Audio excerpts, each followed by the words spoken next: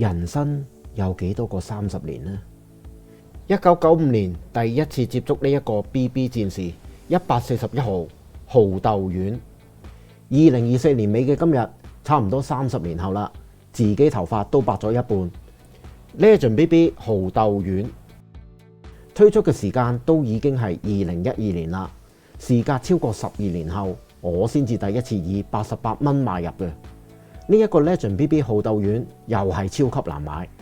今集又係緣分到啦，將兩隻唔同時代推出嘅豪斗丸製作一集俾大家睇。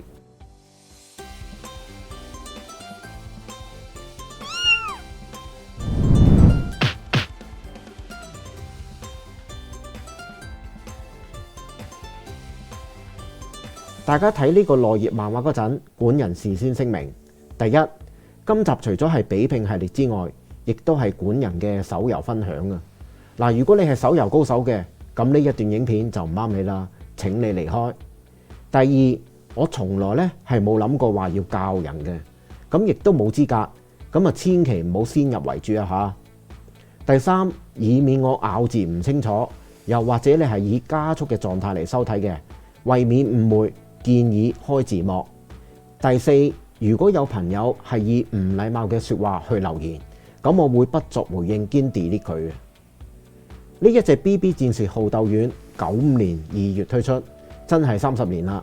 30年前你又做緊啲咩呢？嗱，我唔肯定轉讓呢隻 BB 戰士俾我嘅師兄係咪真係喺30年前買嘅。嗱，佢就以10蚊嘅價錢咧轉讓俾我嘅。嗱，不過我就冇估計過狀態會變成咁樣。有一半嘅白色件都已經變黃，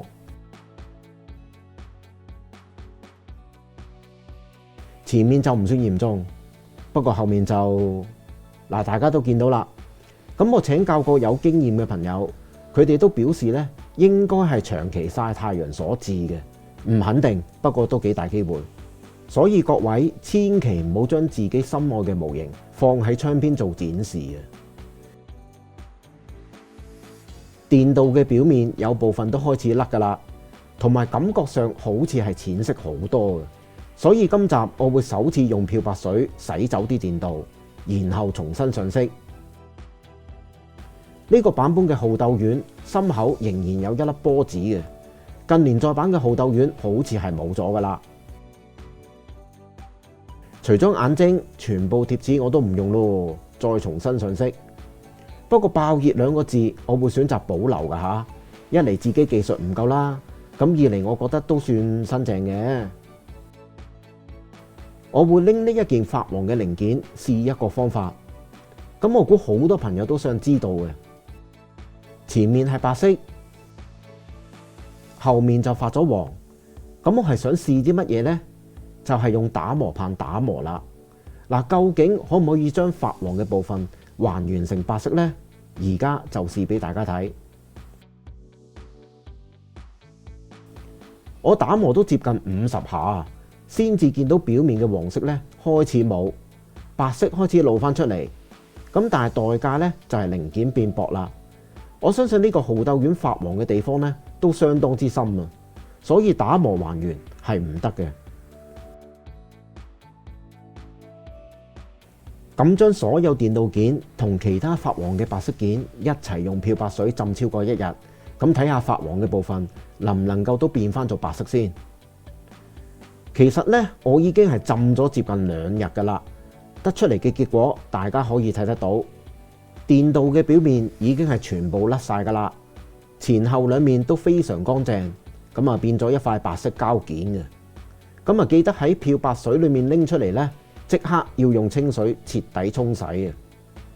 至於發咗黃嘅零件，就冇因為漂白水嘅化學作用而變翻做白色啊，所以最後要手油上白色啦。咁當然可以選擇用噴啦。一不做二不休，順手將腳部做無縫。呢一個搽膠水嘅工序，好多朋友都識噶啦。咁啊記得將兩邊零件嘅夾口位，好似咁樣慢慢將佢搽滿。然後將兩件零件好似平時砌模型咁樣將佢合埋，不過今次要用多啲力。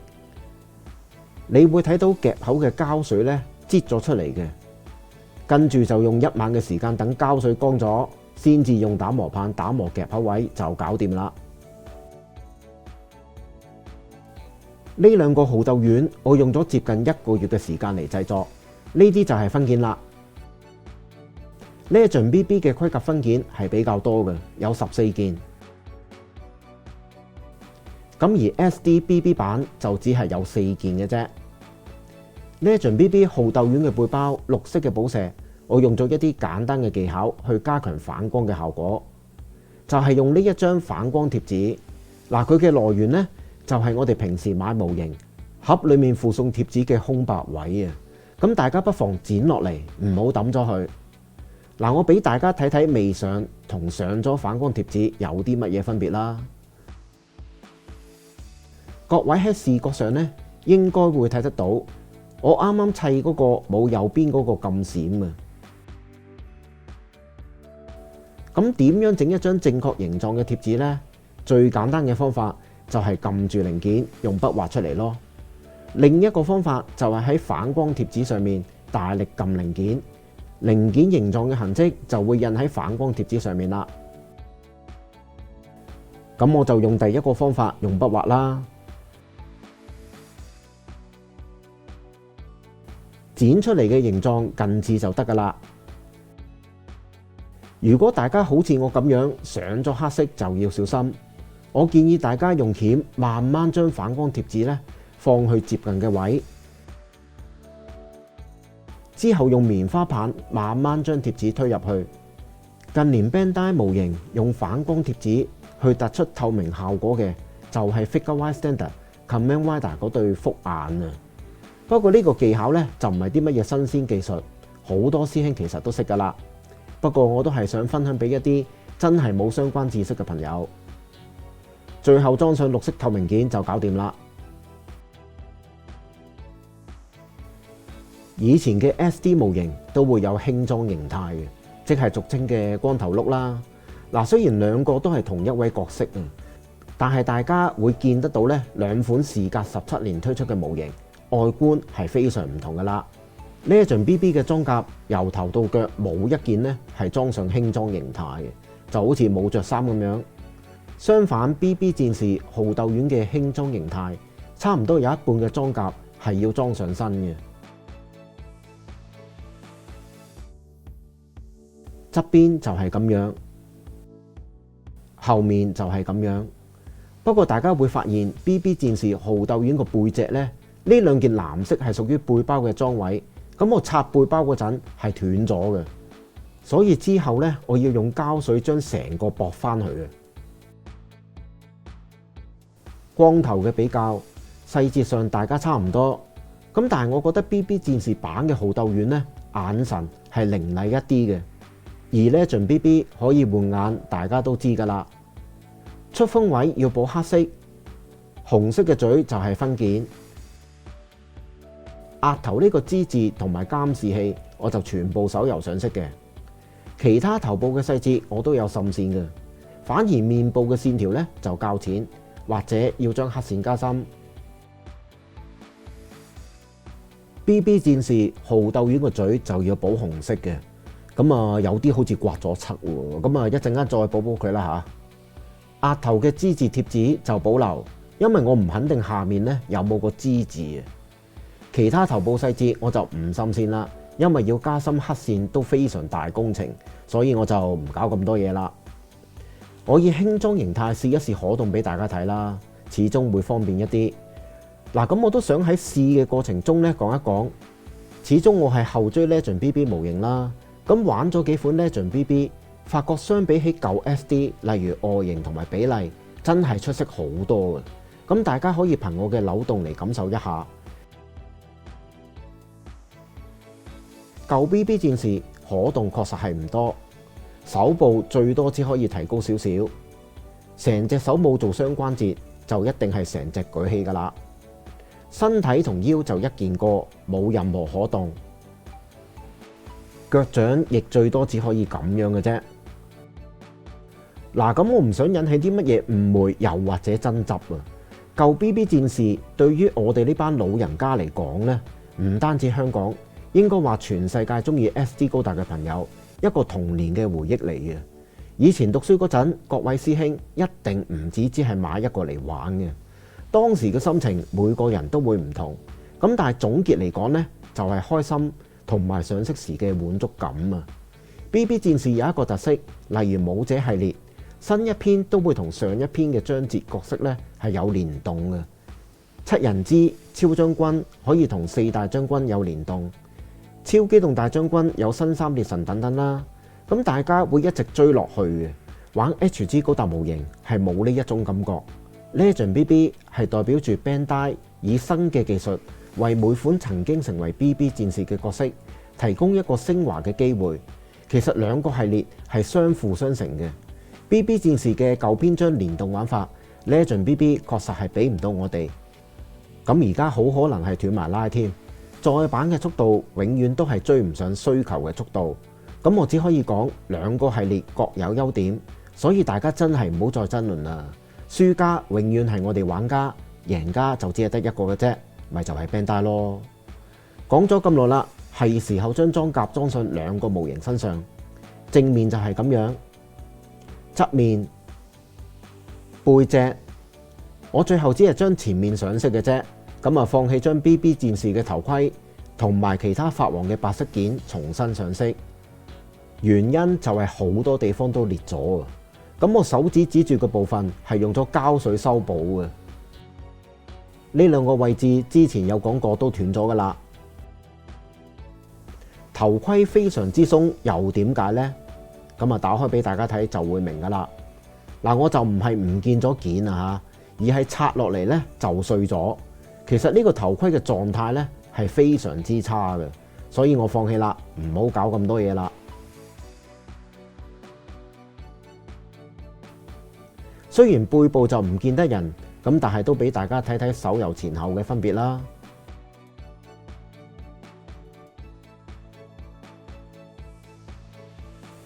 呢個 BB 戰士號鬥丸，我大約用咗2個星期嚟整嘅。咁啊，包括洗電鍍啊、打磨同埋手遊等等工序，都非常嘥時間同埋精神嘅。雖然就唔係話完美啦，咁但係我自己就滿意啦。至於 Legend BB 號鬥丸，只係做咗簡單嘅打磨同埋滲線，全身嘅貼紙我只係用咗眼睛同埋爆熱2個字嘅啫，大約1個星期就搞掂啦。Legend BB 號鬥丸嘅頭盔電鍍我係保留，中間嘅紅色係分件，綠色嘅地方就係手油嘅。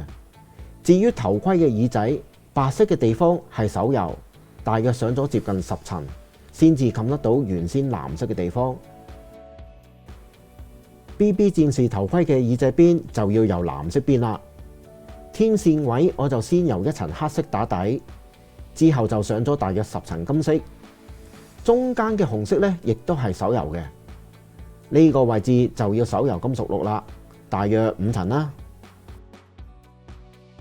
心口嘅金色件我就係手油，中間嘅號字都非常清晰。前裙甲嘅黑線呢就唔使加深，腳部嘅黑色位置就係手油。咁 BB 戰士心口一樣係手油啦。如果粒波子冇花，號字會清晰好多嘅。腰部裙甲嘅黑線就要加深啦，非常淺，我冇加深到啊，所以就非常差。腳部嘅黑色同樣要補嘅。至於做好無縫同埋上紅色嘅腳底就係咁嘅樣啦。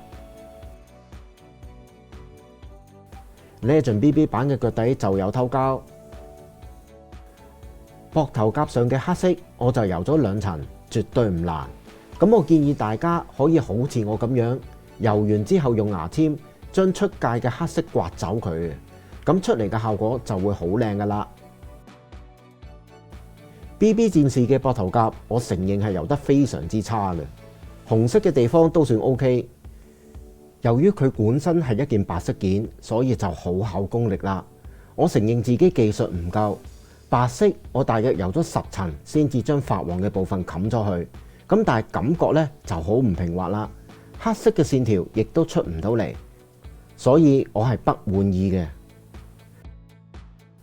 背包嘅比較，當然係 Legend BB 版嘅號鬥丸細節同埋分件多一啲啦。講咗咁耐，究竟我係用邊一款 AV 油呢？就係眼前呢6支啦。呢3支就用得最少，金屬綠就用喺頭盔頂同埋 BB 戰士版嘅水晶，頭盔耳嘅藍色，兩個版本要補嘅紅色就係用呢一款洋紅色啦，用嚟冚發黃件嘅白色，用嚟打底同埋保色嘅黑色。呢一隻金色我覺得係幾啱武者系列嘅，咁大家不妨買嚟試下。當然要展示埋兩個版本嘅爆熱之陣啦。我想提一提大家 Legend BB 版嘅好鬥丸有機會放2把劍入拳頭裡面嗰陣呢，係會刮漆嘅，所以各位要留意啦。至於爆熱2個字點解會見到有啲立體嘅感覺呢？嗱，我係用棉花棒呢將黑色嘅部分撳落去嘅，咁啊從而令到2個金色字好似突咗出嚟咁樣。如果大家覺得效果唔錯，不妨一試啊！再各自擺一啲 pose 俾大家睇。嗱，我希望今集中意 SD 高達嘅朋友能夠清楚知道好鬥丸2個版本有啲乜嘢分別。Legend BB 確實係合乎近代版本嘅 SD 玩具比例，外形亦都比起舊版進步更加多。不過我之前都有講 BB 戰士除咗有一份情懷之外呢，聯動嘅玩法到咗今日仍然都係好吸引嘅。例如年頭嗰陣 Bandai 將好多篇章嘅角色再版，例如地上最強篇嘅大光帝，你會買埋另外9位角色去補完佢嘅天龍馬、最強破壞炮同埋光輝之盾。傳說之大將軍篇你買咗軍天，咁就要買埋烈光、烈破同埋烈空啦。所以呢一個特色 Legend BB 暫時係做唔到嘅，咁亦都唔知道將來仲有冇機會做。咁我相信 Bandai 係知道玩家非常希望 Legend BB 會繼續將 BB 戰士嘅角色升華上去嘅願望嘅，只係睇下佢肯唔肯去出嘅啫。嗱，其實我仲有2款 Legend BB 系列嘅，不過我唔知道大家有冇興趣睇，或者大家多啲分享本頻道嘅 SD 高達外傳，咁啊暫時有3篇啦嚇，俾其他朋友收睇。可能2025年會有新奇嘅事出現㗎。嗱，我唔知道自己今年仲有冇時間去製作多一段影片嘅。咁我預祝大家新一年事事順利，身體健康就最重要啦。中意呢一段影片，記得俾我一個 like、留言同埋 share 俾有興趣嘅朋友收睇。未訂閱嘅朋友，希望你會訂閱啦。好，下集再見。